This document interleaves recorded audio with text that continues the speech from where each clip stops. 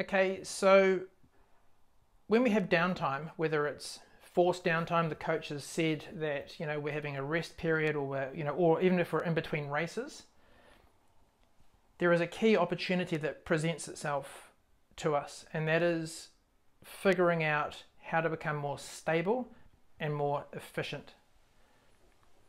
Too many athletes, and this is where Rob and I work together so well, but too many athletes just focus on getting fit and getting strong. But strong does not necessarily mean stable. And in the world of muscle mechanics, there is a technical term, you get proximal stability for distal mobility. Now what that means is proximal stability is basically a techie term for core stability. So if you improve your core stability accurately, then what happens above and below as a swimmer, cyclist, runner will improve. So if in the pool your catch is struggling, or on the bike you've got trunk issues, or as a runner you're blowing your calves, there's a really good chance the root cause of this problem is what's actually happening in your pelvis, and your pelvic stability will be low. So, you know... Another thing to think of is if you're plateauing in performance, coming back to the basics of, is my stable through my core? Yep.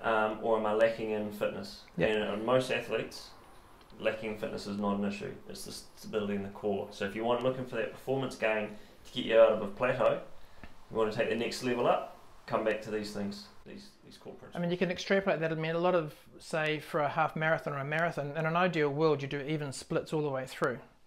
Now, a lot of people think, well, I can't maintain even splits as I get towards the end of the marathon because I'm not fit enough. A huge big part of that is because you've actually hit what's called, it's a technical term, but it's fatigue.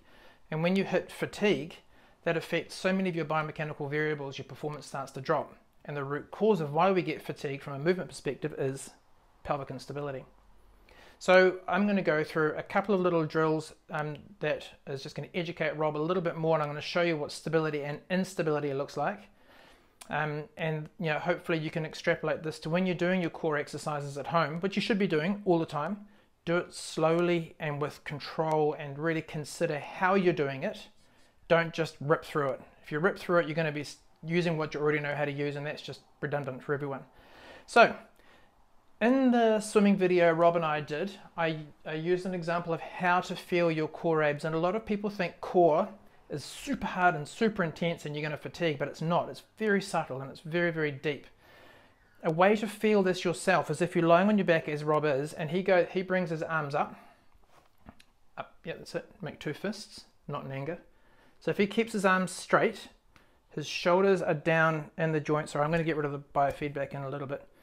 Okay, and now if he keeps his arms straight and he sort of moderately tries to push me down, so he's trying to push that way, can you feel tension in your lower abs? Yep. So that tension is his core firing. Now, I'll explain in a very brief manner. Your lats, they come down and they attach down through here. As your lats fire, if your core doesn't turn on, so push against me, if his core doesn't turn on, he's going to arch his back, and the body doesn't want to do that. Okay, so if you want to know what it feels like to engage your core, just lie on your back, make two fists, and get someone to put their arms like this, and that's what it feels like. Okay, so what does a stable core look like? Okay, so this is called a biofeedback, and if you're really serious about, I mean, they're an investment, but if you're really serious about testing yourself, these are gold. So we put the pad underneath his lower back, make sure he's in neutral spine, tip forward a little bit, go forward, there. Okay, now I'm going to let you see how stable he is. He is not, so when I'm testing... Do I get to see it? No, not yet. You will. I've been treating Rob, and if he doesn't do well, it doesn't look good on me. Okay, so go arms down by your side, Rob. Okay, arm stand up, sweetheart. So make sure you've got this, and you can see Rob's tummy. Okay, so you can see how the needle is at 40, plus or minus. If he tips his pelvis back, the needle goes up because he's compressing the pad. If his pelvis tips forward, the needle drops.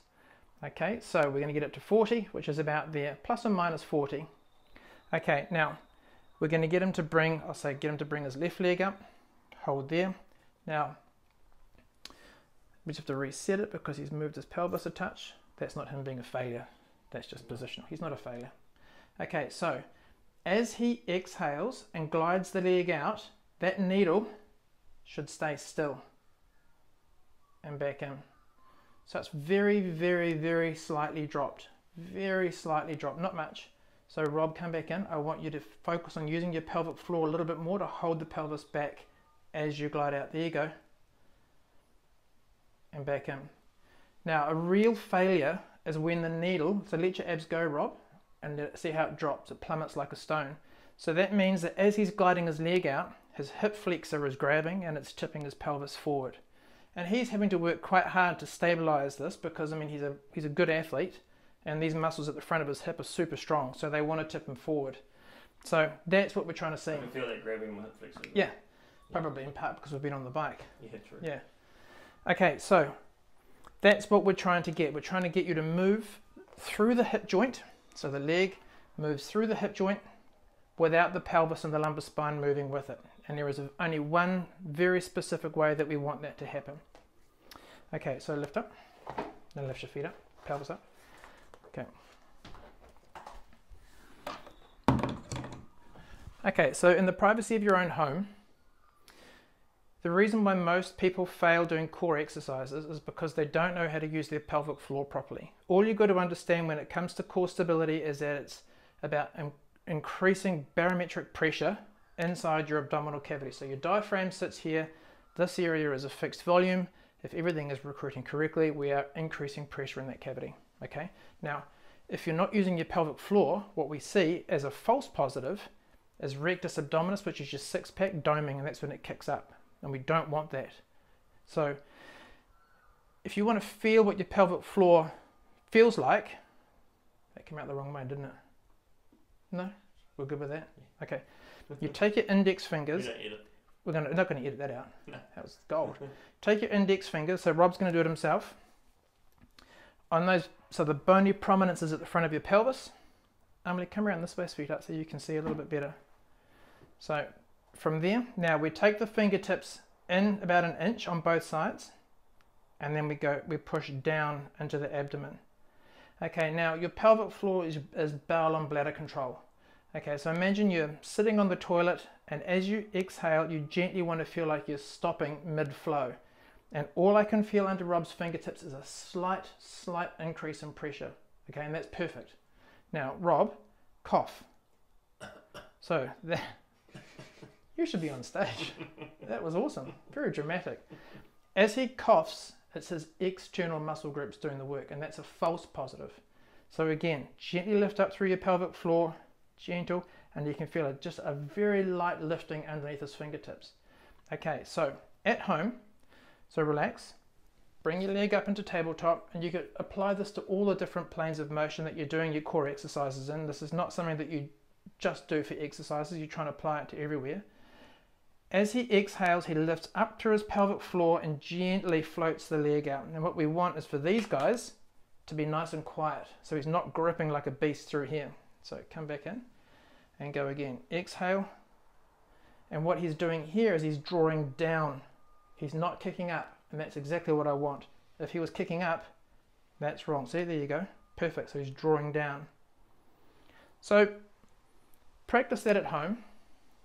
And then what you want to try and do is see if you can get that same application in standing. That can maybe be another video. How to stand properly. Yeah. Yeah. But take your time with your core stuff. Don't rush into it. Don't bash it out, because what you will be not doing is recruiting correctly, and you're wasting your time. So get stable.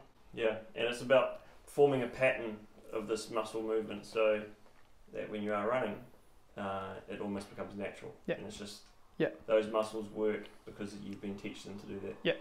The whole way. There's one key thing I was asked in an interview the other day about is a certain athlete that I work with, about the one reason why she is as good as she is. And the reason why she is as good as she is because she applies. She doesn't just do the exercises and then go out and move and forget about it. She applies all the time. And that is why a big part of the reason why she's so good. So if you find that when you're doing those workouts that really test your limits in terms of speed or power, and you find towards the end of the set or even towards the end of an interval that you begin to fail, then it could come down to this fairly basic principle. Yep. If you nail this stuff, then training and racing becomes a lot more effective. Yeah. Yeah, I mean, it's like, from a running perspective, get a video of yourself when you're running fresh, then get another video of yourself when you're fatigued at the end of your long run, and in an ideal world, you look the same in both. So if you're not, if it's grossly different, there's probably a stabilization reason as to why. Yeah, have a look at your, for those of you who do Ironman or 7.3s, have a look at your finished photo versus the photo at the start of the run. They are the best. Yeah, some of the finished photos. They are one of your athletes who will remain nameless. Yeah, some of the finished photos can be pretty ugly, markedly different. Yeah. So yeah, that is fatigue.